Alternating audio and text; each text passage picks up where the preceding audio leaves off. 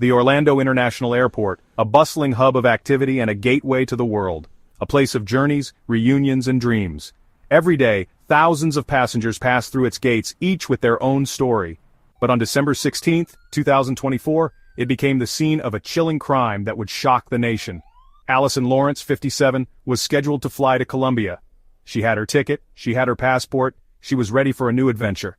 But there was one problem, a significant one that would change everything. She couldn't board the plane with her beloved 9-year-old schnauzer Tywinn. The rules were clear and unyielding.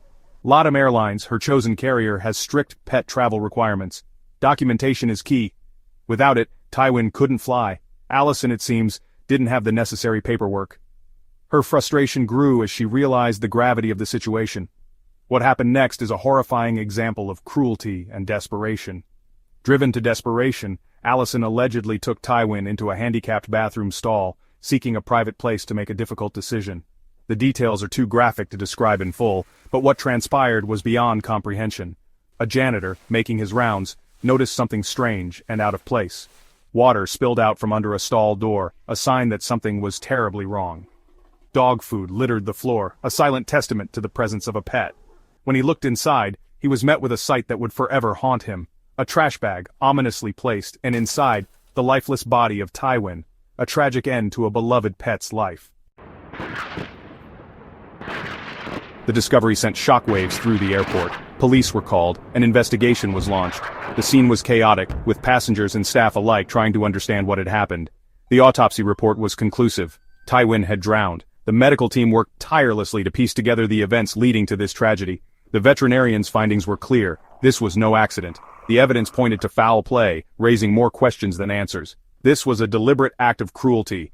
The police intensified their efforts, combing through every detail. Meanwhile, Alison Lawrence had vanished. She seemed to have disappeared into thin air, leaving everyone baffled. She had boarded her flight, leaving a trail of unanswered questions in her wake.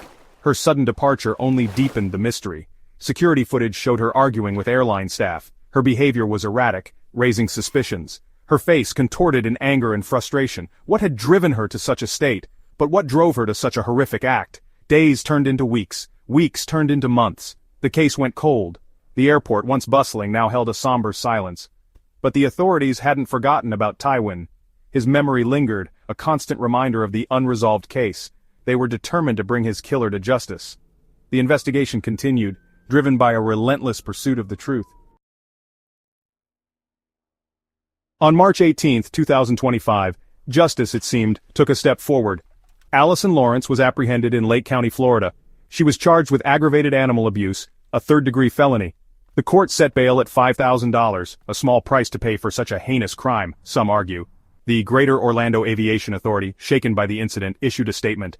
They urged travelers to familiarize themselves with pet travel guidelines. Ignorance, they stressed, is no excuse for cruelty. But is it enough? Can any amount of awareness truly prevent such a tragedy from happening again?